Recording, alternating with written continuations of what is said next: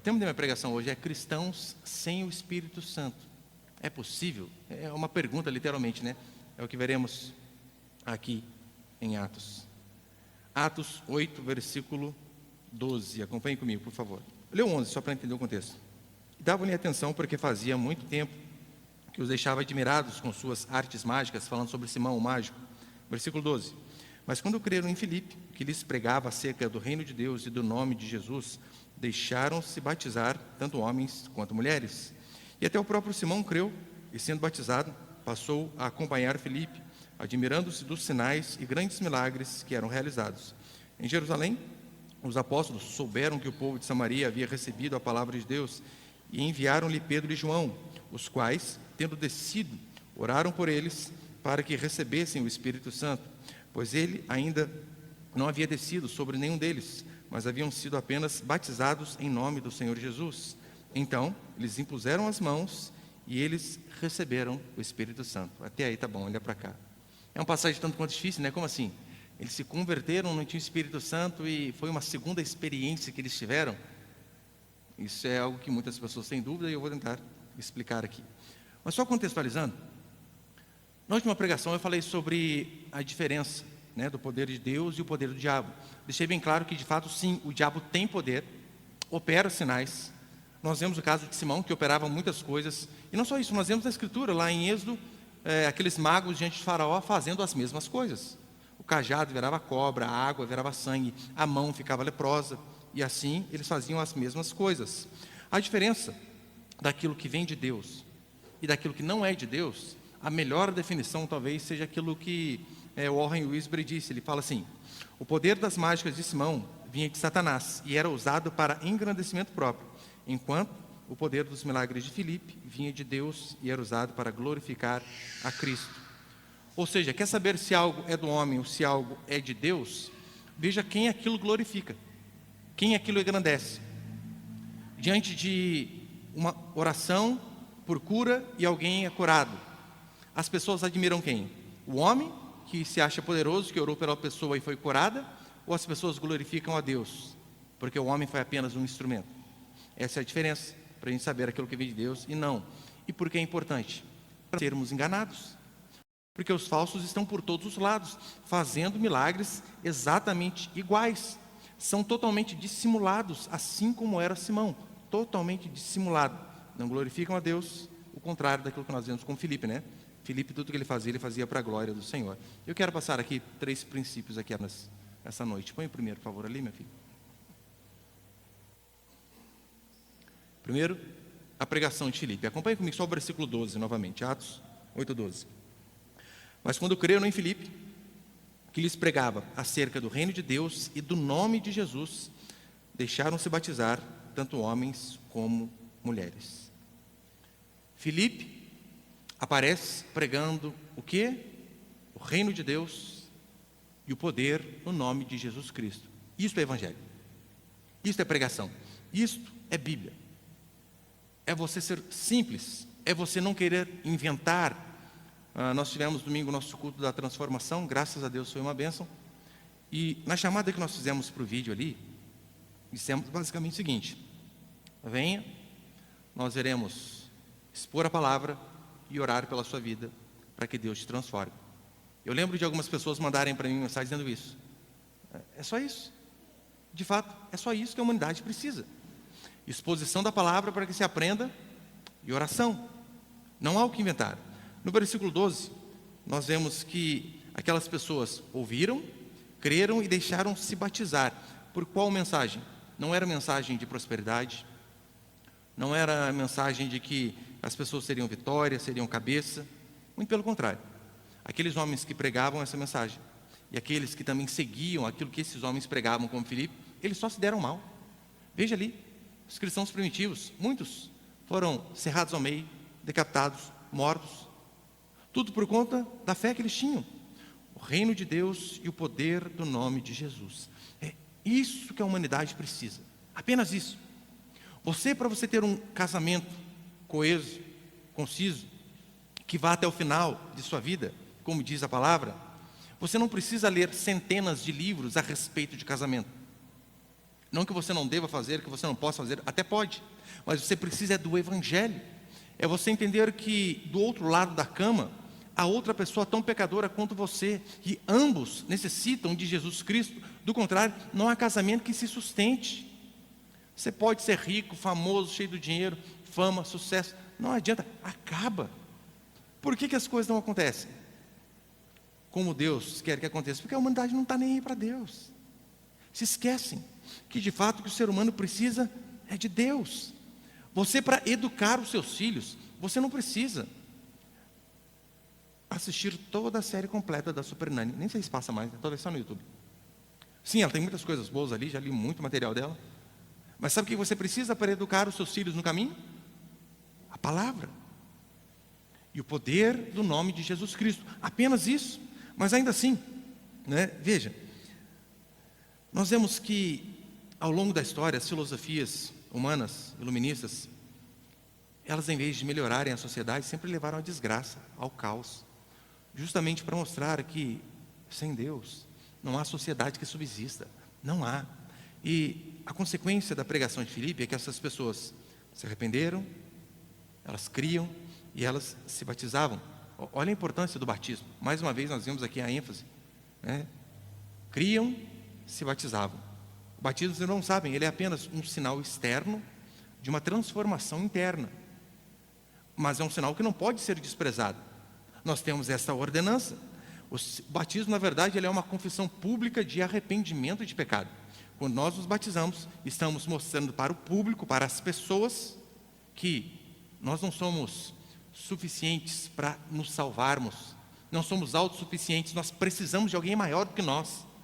Nós reconhecemos que somos pecadores, mas ainda assim, há pessoas que se batizam, ou seja, que cumprem essa ordenança, este sinal, mas não quer dizer que se converteram, óbvio que não. Há pessoas que de fato se batizam, mas não são crentes. Um exemplo, Simão. Este homem aqui, diz a Escritura que ele ouve, ele crê, eu vou explicar o que é crer, mas ele se batiza e ainda assim não havia se convertido de verdade. Por quê? Porque muitas pessoas pensam que há algo mágico ali no ato do batismo, que a partir do momento que a pessoa entra na água, ela cai para trás, é levantada novamente, que algo miraculoso acontece, que a regeneração acontece neste momento, que há um ato salvífico no batismo, mas não há. O batismo é apenas um símbolo. O que vai mostrar a mim e a sua conversão de verdade são os frutos. E a forma como você se comporta, como você age, como você trata as pessoas. Isso significa que, de fato, nem todas as pessoas que ouvem o Evangelho são transformadas. Nem todas. Nós vemos um caso bem específico de Simão. Assim como falsos mestres estão por todos os lugares, espalhando suas falsas doutrinas, há inúmeros lugares que estão cheios de falsos crentes. Eu não penso que a nossa igreja está livre disso. Claro que não. Em todo lugar, em todo lugar. Capítulo 7, se eu não me engano. Lembra que eu dei o exemplo de Ananias e Safira? Diz a Escritura que aqueles dois estavam no templo, ouvindo pregação, vendo os milagres, contribuindo com a igreja, e não era qualquer contribuição, uma oferta de fato grande. Venderam um terreno e levaram parte do valor, não diz quanto era, mas coloque aí que seja metade. Gente, é muito dinheiro, você tem que ter muita fé. Hoje em dia, sei lá, na nossa cidade, um terreno gira em torno de uns 100 mil, por aí, Valdo, 100 mil? Uns 100 mil. Você pegar 50 contas e vir aqui, ó, pá. Oh, haja fé, hein? Tem que ter fé. Ananias e Safira assim fizeram. Eram convertidos? Não. Era uma falsa generosidade, para mostrar que até em ser generoso, o ser humano consegue fingir, o ser humano consegue ser falso. No versículo 13, como nós lemos assim, e até o próprio Simão creu. A melhor tradução aqui talvez não seria Simão creu, seria Simão aderiu à fé. Por quê? Porque nós vemos que de fato não houve uma crença genuína.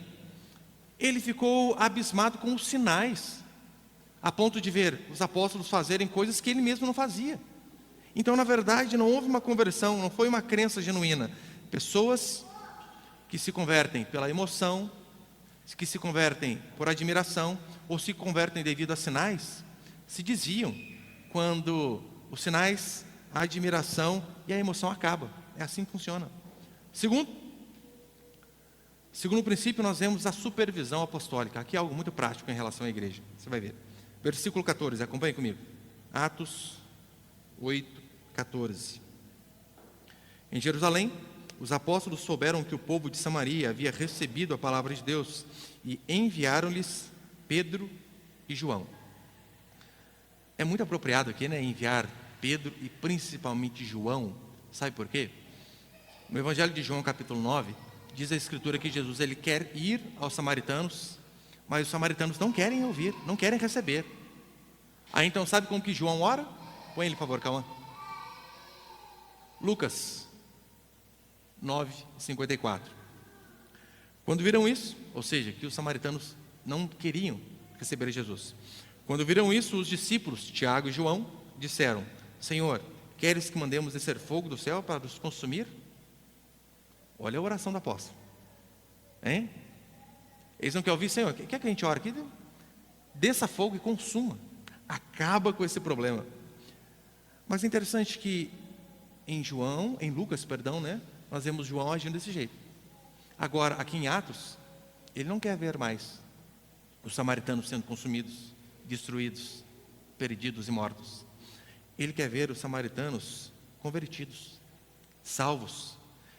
E veja que interessante. Aqui, uma igreja, ela começou em Samaria, começou sem a presença de um apóstolo, não tinha nenhum apóstolo lá, a igreja começou por si mesmo, com um irmão, com um cristão comum, Filipe. E o que a igreja de Jerusalém fez? Diz a Escritura que ela envia 2 apóstolos para, de fato, supervisionar, ver aquilo que estava acontecendo.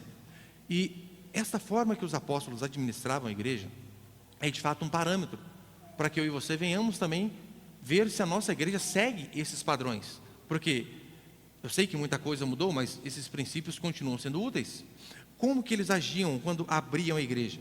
Como a igreja primitiva administrava essas coisas? Isso serve de referência para mim e para você. Nós podemos observar algumas coisas aí, como por exemplo, primeiro, os apóstolos, eles tinham a consciência de que Deus havia os escolhido para que eles fossem este elo de ligação, acho que é redundância, né?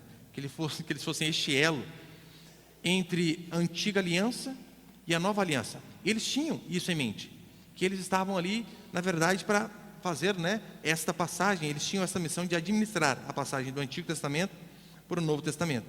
E se eles foram encarregados de ser este instrumento da antiga aliança para a nova aliança, nós vemos uma igreja sendo aberta, sem a presença deles, e eles vão procurar saber o que estava acontecendo, para saber se de fato aquelas pessoas faziam parte do povo de Deus. Então eles foram encarregados, foram supervisionar para ver o que estava acontecendo.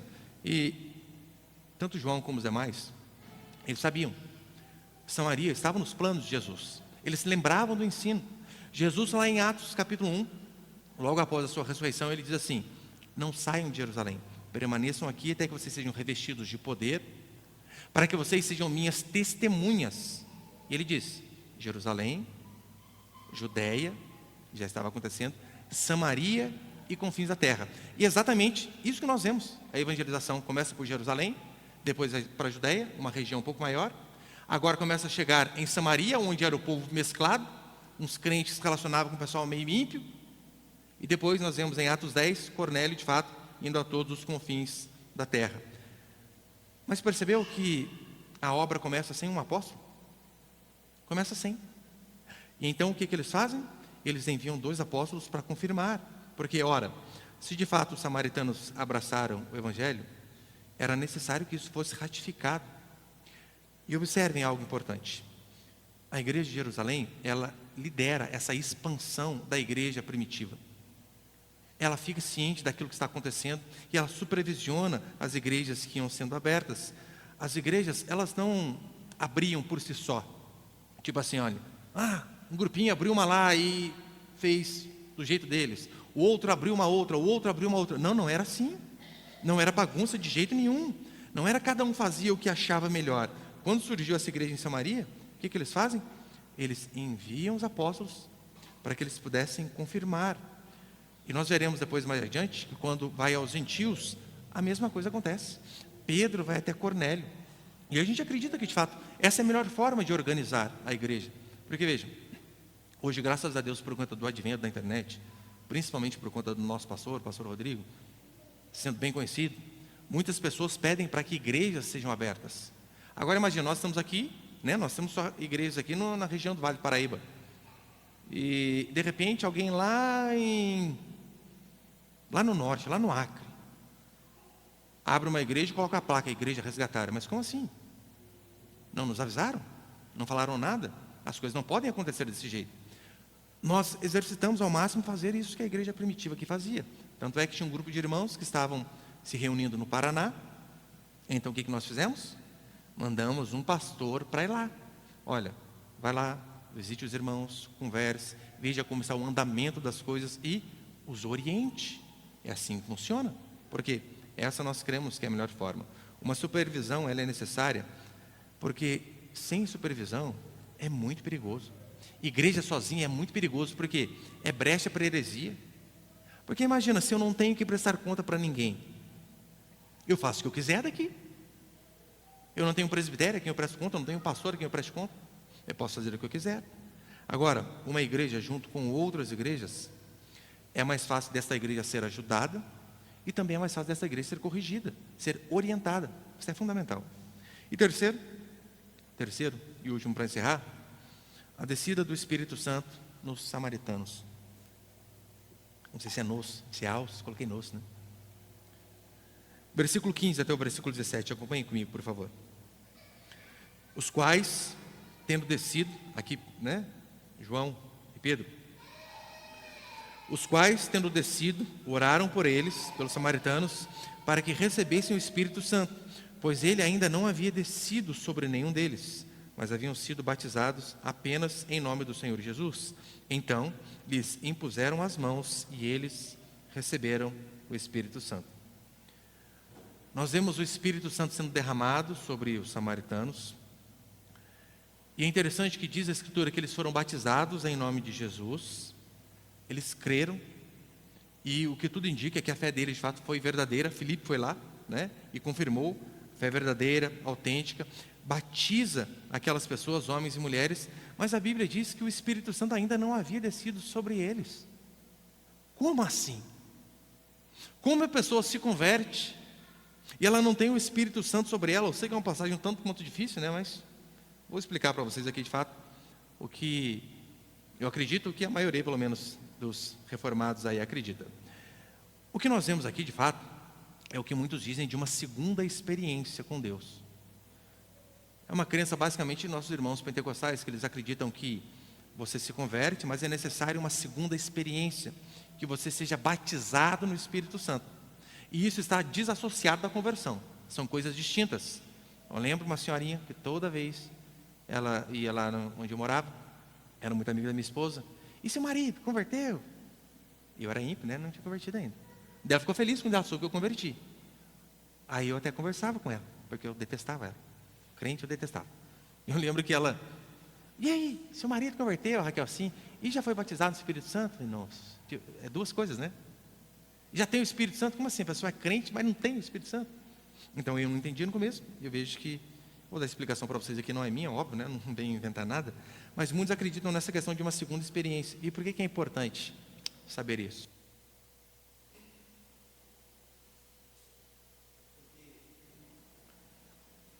Muitas pessoas tomam isso aqui como um paradigma, como um parâmetro para a doutrina da igreja daqui para frente. Como assim? Muitos acreditam que a pessoa, primeiro, ela crê em Jesus, se arrepende dos seus pecados, ela é batizada, e então, posteriormente, alguns pode ser mais rápido, outros pode demorar mais, mas só posteriormente ela recebe o Espírito Santo. E uma das explicações é basicamente a seguinte, que eu acredito, que a conversão dessas pessoas de Samaria aqui, ela foi basicamente nos moldes do Antigo Testamento. Como assim? As pessoas do Antigo Testamento, elas eram crentes, óbvio que eram. Davi, Salomão, Elias, Eliseu, todos aqueles outros. Eles eram cristãos, eles tinham o Espírito Santo neles, porque faláramos que eles não tinham o Espírito Santo é uma heresia. Como assim? Óbvio que tinham. Mas o que acontece aqui no versículo 16 é que, de fato, o Espírito Santo ele não tinha descido sobre aquelas pessoas da forma que havia descido em Atos 2, no Pentecostes. Esta é uma das explicações. Porque você lembra no dia de Pentecostes? No dia de Pentecostes o Espírito Santo veio e de uma forma a qual nunca tinha havido antes. Mas eu pergunto a vocês, os discípulos, os apóstolos, eles já eram crentes no Pentecostes? Óbvio que já eram. Eles não se converteram depois dali. Eles já eram servos de Deus e cheios do Espírito Santo antes de Pentecostes. Jesus Cristo vai dizer assim: vós sois limpos pela palavra que vos tem falado. Ou seja, eles já eram crentes. Mateus 16:13. Quem dizes que eu sou? Lembra quando Jesus indaga Pedro? Aí as pessoas dizem, Pedro, uns dizem que é Elias, ou algum outro profeta. Aí Jesus, mas e vocês? Quem vocês dizem que eu sou? Aí Pedro responde, tu és o Cristo, Filho do Deus vivo. E o que Jesus fala a ele? Isso não foi carne nem sangue quem te revelou, mas meu Pai que está no céu. Ou seja, eles já tinham o Espírito Santo, eles já eram cristãos. Os discípulos, mesmo sendo crentes, em Pentecostes, eles experimentaram algo diferente, porque nunca havia acontecido a descida do Espírito Santo daquela forma. E era até necessário que acontecesse justamente por conta do período. Era uma transição da antiga aliança, e eles estavam vivendo este meio aqui para começar a nova aliança. Então era necessário que Deus fizesse algo que nunca havia acontecido, para que funcionasse como um marco, essa transição da antiga aliança para a nova. E por quê? Em Pentecostes, o Espírito Santo veio daquele jeito. Ora, para testificar que aquilo que os discípulos falavam a respeito da ressurreição de Jesus Cristo era verdade. Eles não estavam apenas tagarelando, falando. Era necessário que algo testificasse que eles estavam falando a verdade. Da mesma forma como Filipe. O evangelho é pregado em Samaria, e nada melhor para testificar que de fato era o evangelho, que eles estavam recebendo a palavra de Deus, do que algo nos moldes de Pentecostes acontecendo com aquelas pessoas. E é interessante perceber que Lucas, ele não diz que os samaritanos falaram em línguas, ou tiveram algum outro sinal. Não diz. Mas, particularmente pelo contexto, a gente acredita que sim. Por quê? Simão, diz a Escritura, começou a acompanhá-los por conta do quê? Dos sinais. Por conta daquilo que ele via. Versículo 17, 18, não é isso que fala? Então, eles impuseram as mãos e eles receberam o Espírito Santo. Quando Simão viu que o Espírito Santo era concedido pela imposição das mãos dos apóstolos, ofereceu-lhes dinheiro. Como assim? O Espírito Santo é algo imaterial. Como então ele consegue perceber que o Espírito Santo tinha vindo sobre aquelas pessoas? Através dos sinais. E provavelmente esses sinais, línguas e tantas outras coisas. Essa experiência dos samaritanos, ela era necessária para convencer os judeus de que Deus estava trazendo aquelas pessoas misturadas para dentro da igreja. Os judeus precisavam ver, eles agora também são povo de Deus. A experiência que aconteceu lá em Pentecostes, ela se repete. Em Pentecostes, ela se repete com os samaritanos. Nós veremos que ela se repete com Cornélio, e ela também se repete com os discípulos de João Batista, que basicamente ali são a expressão do Antigo Testamento. E uma vez que fica claro que Deus aceitou os samaritanos, que Deus aceitou os discípulos de João Batista, nós cremos que hoje em dia, 2024, não é necessário que esses sinais mais aconteçam. Porque nós não estamos mais nesse período de transição da igreja, da antiga aliança para a nova aliança. Hoje nós não precisamos de uma experiência assim, porque nós cremos que nós já fomos incluídos na igreja e recebemos o Espírito Santo quando nos convertemos. Porque é isso que acontece. Pastor, mas por que as pessoas esfriam? É que às vezes nós confundimos você receber o Espírito Santo na conversão e você ter a plenitude do Espírito, que é ser cheio. Para que se seja cheio do Espírito Santo é necessário a santificação. É um processo constante, diário, de arrependimento e de busca a Deus. Por isso, nós acreditamos que essas experiências, elas não podem ser usadas como um parâmetro para a igreja atual. A prova de que alguém é cheio do Espírito Santo não é que ele manifesta aquelas coisas que foram manifestas em Atos 2. línguas estranhas, profecias e tantas outras. Hoje, a prova que alguém é cheio do Espírito Santo é que ele não sai caindo nos cultos, mas é que ele fica de pé e anda em novidade de espírito, e anda em obediência aos mandamentos, andar em novidade de vida, viver de uma forma que glorifica a Deus. A prova de que você tem o Espírito Santo não é um dom específico, mas é que você tem os frutos do Espírito que Paulo vai dizer lá em Gálatas: amor, longanimidade, paciência, mansidão. Essas coisas de fato testificam a meu a seu respeito. Por isso devemos constantemente fazer uma autoanálise. Eu tenho demonstrado que eu sou cristão? Ou todo mundo sabe que você é cristão, mas eu tenho demonstrado que eu tenho sido cheio do Espírito Santo? Como a gente demonstra que a gente é cheio do Espírito Santo? Através dos frutos. Não adianta você fazer grandes coisas no culto, mas em casa você não tem paciência com o marido, você trata a esposa de qualquer jeito, você não tem paciência com os filhos, você tem um palavreado chulo, você não tem responsabilidade com as coisas, você não consegue amar o próximo. Amar o próximo. Eis um mandamento difícil: amar o próximo. É por isso que o mandamento é esse, né? Ame o próximo, porque amar o que está longe, eu sempre digo, é fácil.